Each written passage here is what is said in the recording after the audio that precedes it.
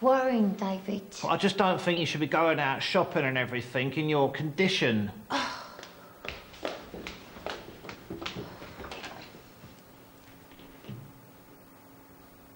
Later? Yeah, that's fine. See you later. Bye. Have a nice time. Don't spend too little.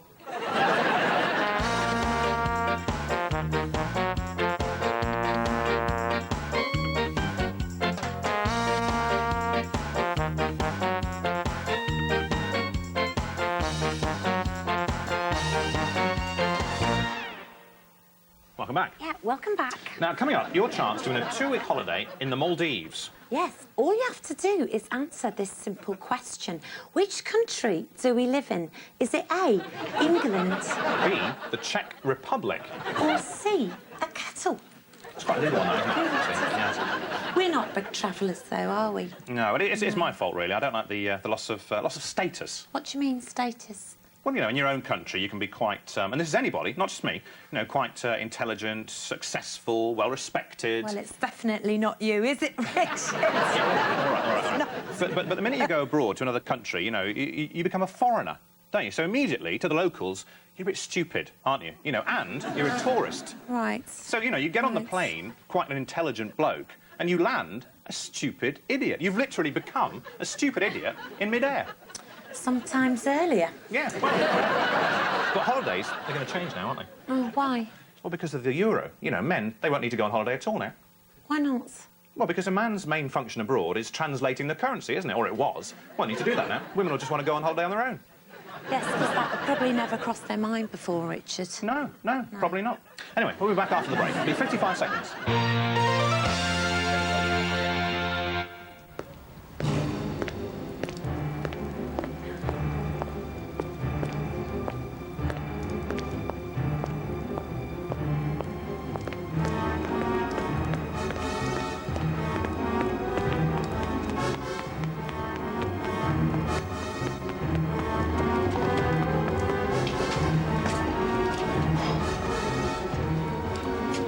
Sorry about this.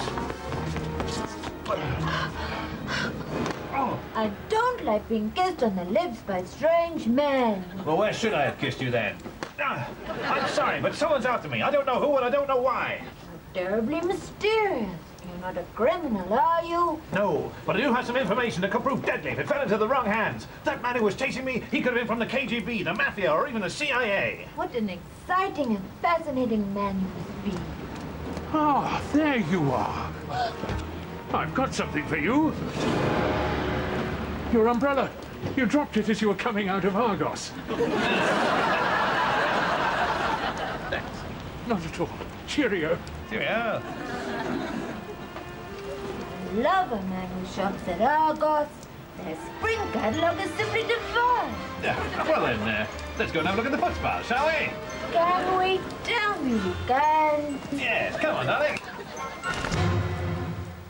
So what with one thing and the other, Dot, I just don't know how Mark and Lisa are going to manage. Oh, well, don't go getting yourself so upset, Pauline. It's times like this I seek solace in a good book. Count ye wealth unspent that yet lingereth in the art. Luke, chapter 9, verse 6. Are you sure that's Luke, Dot? Hey? That quote? I don't know what you're implying, Pauline. I'm sure I don't. Of course it was Luke. Well, let's just have a little check then, shall we? Hey? Now then, Luke, chapter 9, verse 6. Count ye wealth. No, nothing like it. You made it up. I did not. Oh, yes, you did. Go on, then, give us another quote. Well, I won't be pressurised like this, Pauline. Lend not thine ear to the raging harlot, for she knoweth not what she saith. Obadiah, chapter 17, verse 4. Obadiah? No, made up from start to finish. How dare you, Pauline? It's Obadiah, chapter 17. I think you'll find, Dot, that Obadiah doesn't have a chapter 17. The Bishop of Anastasia in 314 declared his writings apocryphal. Obadiah was one of many books that was partially or wholly excised. You'll find an interesting chapter on the issue of apocryphal works in Hugh Schonfield's The Passover Plot. How dare you all speak to me like this? Take Take me home, Jim Brennan. Take me home at once. Feverish were the brows of her enemies, but sturdy was the knot in her heart. Numbers chapter 2, verse 6. Wrong again, I'm afraid, Dorothy. It's Solomon chapter 10, verse 3. You're misremembering the episode of Ruth amidst the alien corn. Oh, get it right up here. Irving Welsh, Trainspotting, chapter 2. There. Show me the meaning of being lonely. It's not that the lads think of Sven as their father. They don't, because I'm their father. You know, I brought them into the world Cup, a lot of them. But I like him. I like him. What can you say? I like him. I said to him, I don't feel like I've lost a national team to another bloke. You know, I feel like I've made a new friend.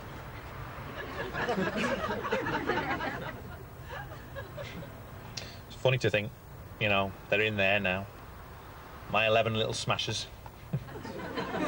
That's what I used to call them. My 11 little smashers they were. Well, 10 little smashers and whoever was playing left midfield, like, you know. And give it, that's nice, left side, he wants it, lovely. Keep passing, pass and move. Ooh, that's a nasty challenge. No, it's fair, that's all right, yeah, he's up. Lovely. Well done. It's good that I can come and watch the lads training, you know, it shows the split is working. Sven gets the lads during the week and I get to see him at weekends, you know. Usually on the highlights, like, but actually, you might be able to hear their shouts, you know, the little voices. Hey. Nice windows, these, electric, move down very nice. No. We love you, Sven, we do. We love you, Sven, oh, Sven, we love you. Yeah, well, it's nice to know they're happy, hey? Very nice.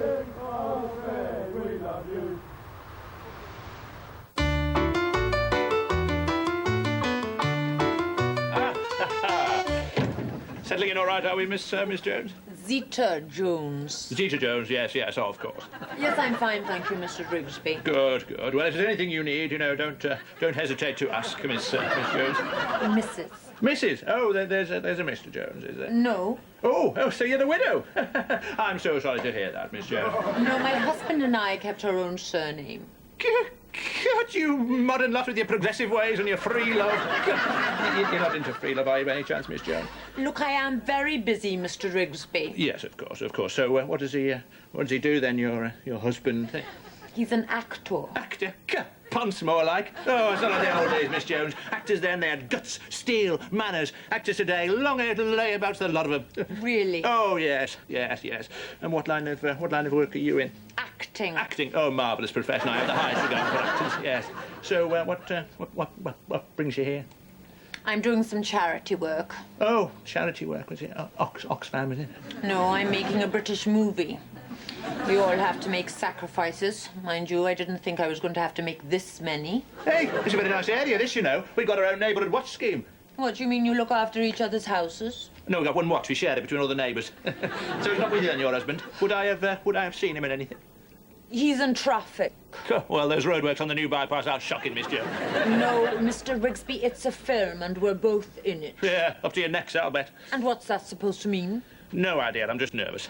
Anyway, I hope you'll be very happy here. It'll be a breath of fresh air for this place, having someone of your... Look, you'll have to excuse me, Mr. Rigsby. I have to do some Pilates. Do what? I'm not having drug taken under this roof, Miss Jones. No, Mr. Rigsby. Pilates is a stretching exercise which simultaneously strengthens and relaxes every muscle in the body. Simultaneously strengthens and relaxes every... in the... Can I watch? Mr. Rigsby! So sorry, Miss Jones. Zita Jones. Of course. Oh, Neil, what have you got there? Oh, it's breakfast cereal. Oh, what for? Because we like it. We have it every day for breakfast. Do we? Well, pop it in the basket then. Christine, look. I'm a serial killer. Oh, Neil, please stop those terrible jokes. But, what about this one, Christine? Well, I don't know. Well, which one shall Bunny put in the basket?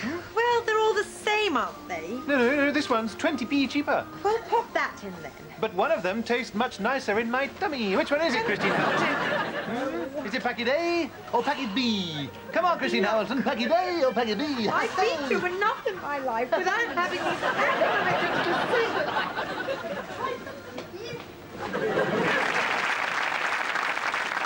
Hi, I'm Ruby Wax, the one that makes Carol Vorderman look underexposed. Welcome to my new show, Ruby's Commercial Breakdown. And yes, Joe Brad and Jasper Carrot have done this before me. And yes, Chris Tarrant did do something similar on ITV. And yes, it does seem to be the sort of show that people only do when the network can't think of anything else to do with them. I gave them lots of ideas for new shows for me, like Ruby Murray, where I go for a curry with someone famous called Murray.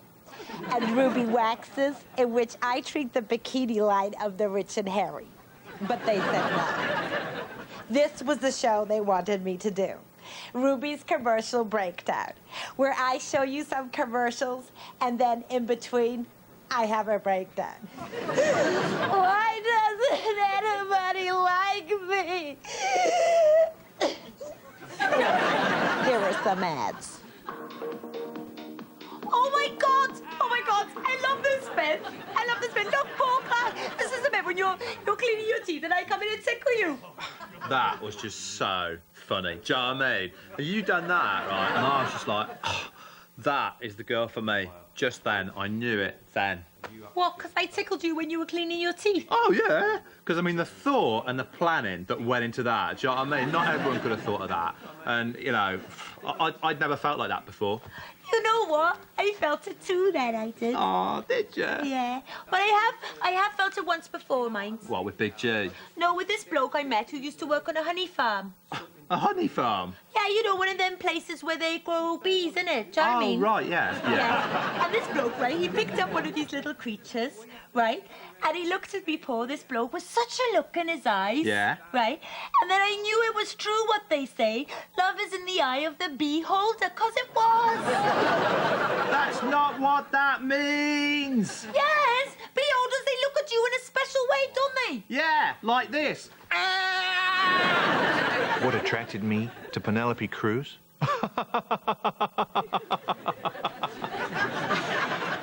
She has the biggest heart of anyone I've ever met.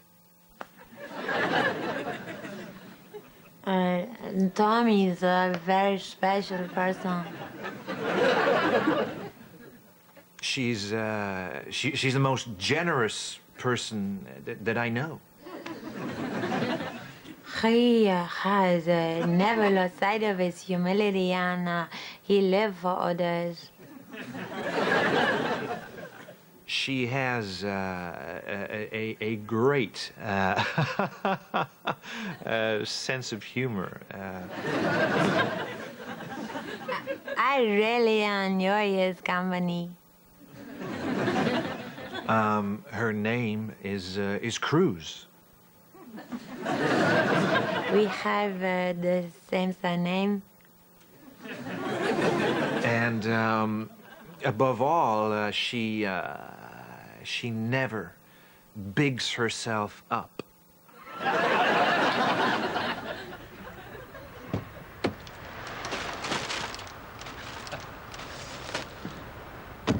Got some presents for my lads, eh? My little smashers. You see, there might be a team, but they're very different, all of them. You know, like David. That's David there, yeah, David Seaman. As a goalkeeper, he reads things very well, you know, so that's why I've got him. This. He'll read that. Brilliant, he really will. But then someone like Gary Neville, you know, he's like another kettle of fish altogether, you know, so got him this. He'll love that, eh? Can I share a room with you as well, Bex? Eh? Can I? Can I? Today? Goal. Goal. He'll love that.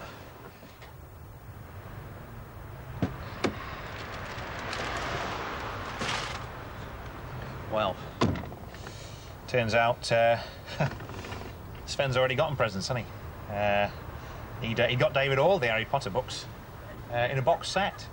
Well, that's Sven for you. You know, he goes the whole hog, and fair play to him. Like, you know, he's thorough. He's thorough. I like that. I admire that. But yeah, box set, eh? Daddy should have thought of that, shouldn't he? Hmm.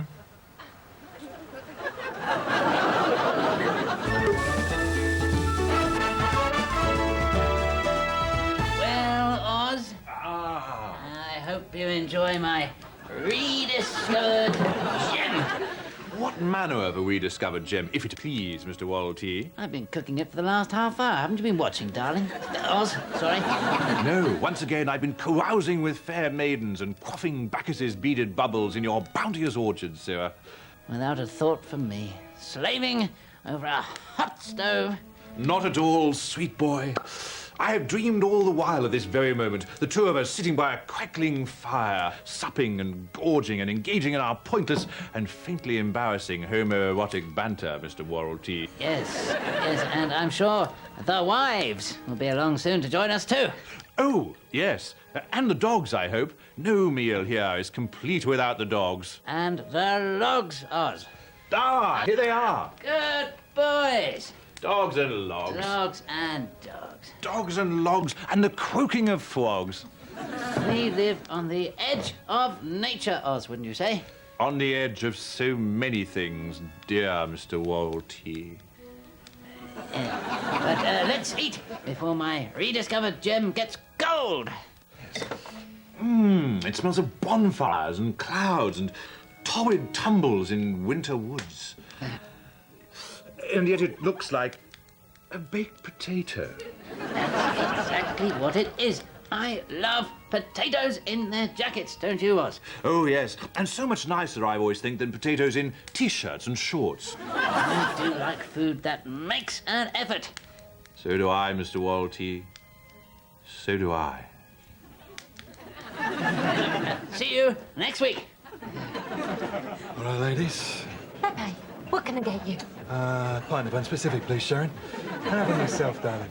Ooh, someone's in a good mood. Yeah, well, got a new job, ain't Oh, you working in the E20 again? I? No. I've moved up in the world now, Pauline. What, mini-mart? Leave it out. In the garage? Do me a favour. Are you working here? Have a word with yourself. Fish and chip shop? Pull the other one. Indian restaurant? Stroll on. Market? Do what? Come on. Turn it up. Cafe? You're having a laugh, ain't you? Why don't you just tell us, Beppe? Oh, right. I've got a job in central London. Oh, very posh. Oh, so you'll be moving there then?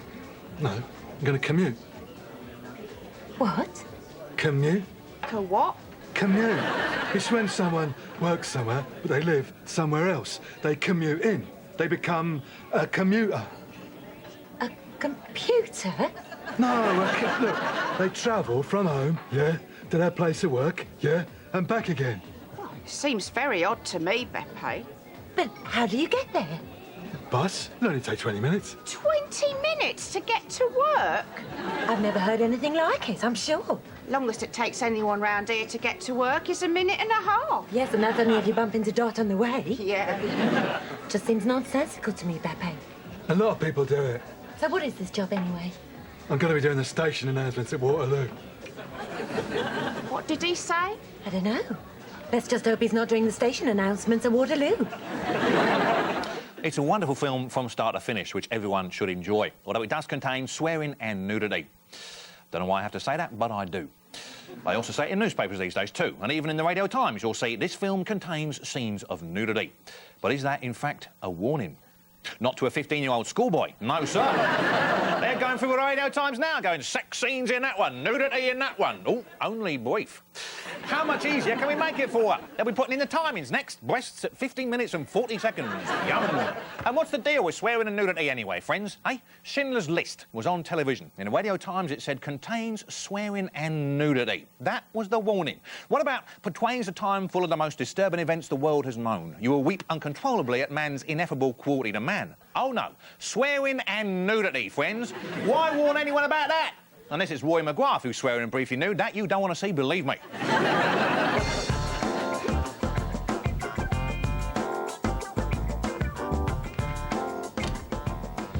Now, it's a good idea to keep your freezer well stocked up with the building blocks of your favourite recipes. Sort of basic staples that you just shouldn't be without.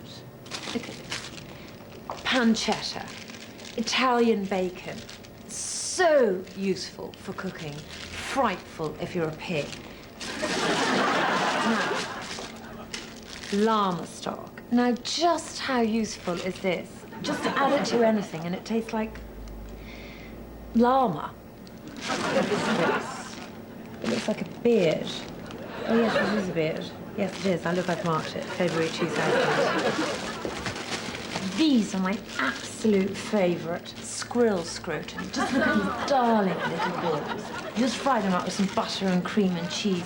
So delicious. So high in cholesterol. So what? Just how useful is that?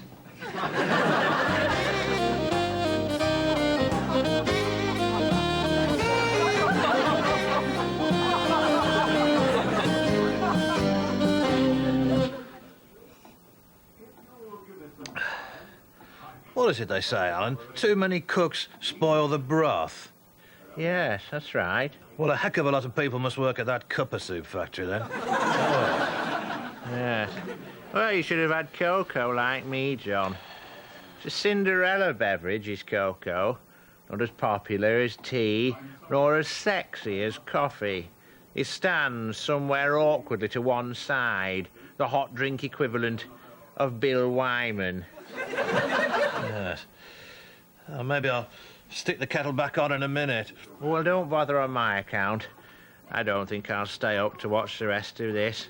It's a touch violent for my taste. Yes, heartbeat can get a bit gritty at times. You know, I think I'll go up the wooden hill to Bedfordshire. Oh, have a Tobias Smollett to polish off. Oh, well, I'll get it. It's probably the electricity board trying to sell us gas. Or the gas board trying to sell us scourers. Oh. Hi, boys. It's Madge, John, from upstairs. Oh, well, ask her in, ask her in. I've just been upstairs, working out, getting all hot and sweaty. And I just fancied a cup of Earl Grey tea, but I've run out of milk. Milk? Oh, yes, of course. Well, I'll go and get you some. Thanks. I'm not one for vigorous exercise, me. In fact, the only time I've ever felt the burn was in Betty's tea rooms after a particularly hot Welsh rarebit. Oh, There we are, then. thanks. I better go upstairs and strip off and shower. Right. Oh, bye. Yeah. Were you thinking the same thing as me there, Alan? I'm afraid I probably was. Ah. You shouldn't have milk with Earl Grey. Precisely. Oh, now it's time to go over to Isabel for the forecast. Hello, Isabel. Well, thank you, Hugh. Well, looking forward to tomorrow. Most places should start off with the morning, and this should last until lunchtime in the south and dinner time in the north. Every patch of afternoon should follow with some persistent minutes and the occasional hour. Later, it'll be 6 o'clock in most areas. If you live in Durham, that'll mean it's time for tea. If you live in Surrey, that'll mean it's time for supper. And if you're a student, that'll mean it's time to get up. Many places can look forward to a spell of evening which should last until bedtime, with sex in some areas and cocoa in most others. And looking ahead to the long-range forecast, youth, optimism, middle age, disappointment, old age, senility and death.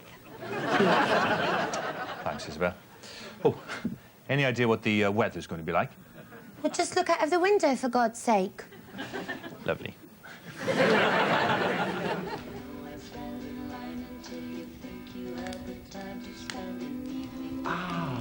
Ah, there you are, Oz. You naughty boy. Keeping you waiting, as ever. Keeping me waiting, you little minx. I brought wine for you, Caesar. Perfect. We're ready to eat. dogs are in the kitchen and logs are on the fire. I thought I saw the logs in the kitchen.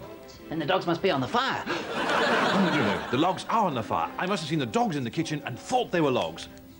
Must be the wine. As it usually is. A nice little winter warmer, this, as the bishop said to the actress. Isn't this all very romantic, darling? Oz, so, what do you think of my Mediterranean supper? Don't you look beautiful? Doesn't it look beautiful? Oh, sumptuous, scrumptious, and totally rambunctious, Mr. Walty. I'm so looking forward to getting my mouth around your latest offerings. Oz, really? You'll have the good ladies and gentlemen talking about us. Pish and tush, Mr. Walty. Romantic though, eh? Logs and dogs. Dogs and logs. Wonderful. Can't wait. These starters are Greek. Do you know, I can't taste Greek food. What do you mean you can't taste Greek food? I've got no sense of humus. Dogs and logs. Logs and dogs. Dogs and logs and nice thick fogs. Dogs and logs and nice, clean togs. See you next week.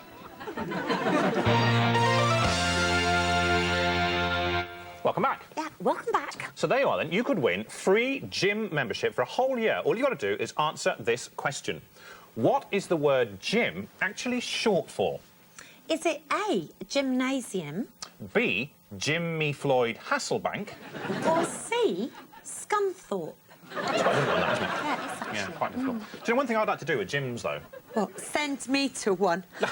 I like you the way you are, Jude, don't worry. I wouldn't want you to be all super modelly or anything. Good. No. But no, I think gyms, right? Gyms, they're a waste of energy, aren't they? Yeah, well, that's the whole point, isn't it, Richard? No, that's not what I mean. To burn it off. That's not what I mean, though, you see, because you think about it, all those machines, they're linked up to power sockets, right? Right. But all that human energy, yeah, goes nowhere, right? Right. So why don't they link up all those machines to some sort of dynamo, yeah? And then all the gym users could probably create enough energy to power their own gym. Well... And if really obese people went to the gym, they could probably power a small town like Ipswich. Actually, that's quite a good idea. It is. It is. Yeah. Actually, tell you what, you like this. Tomorrow, right, we won't put the power on in the studio. Yeah, we'll get some exercise bikes in, link them up to some dynamos. Can somebody do that? You'll do that? No? You'll do that? Yeah, right, you do that. OK, tomorrow. And we'll do the whole show on exercise bikes, yeah? See if we can power the studio for an hour. How about that? Deal? Deal. OK, see you tomorrow on the bikes.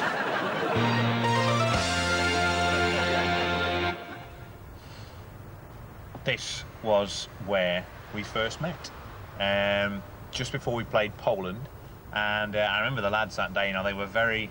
Hold on a minute. That is David Beckham and Victoria.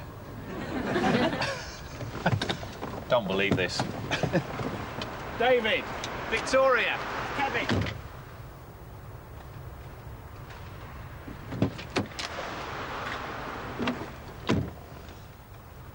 Wasn't them.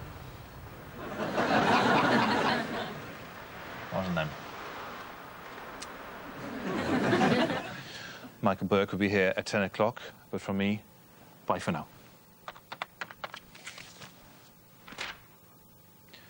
Who's moved my bin then?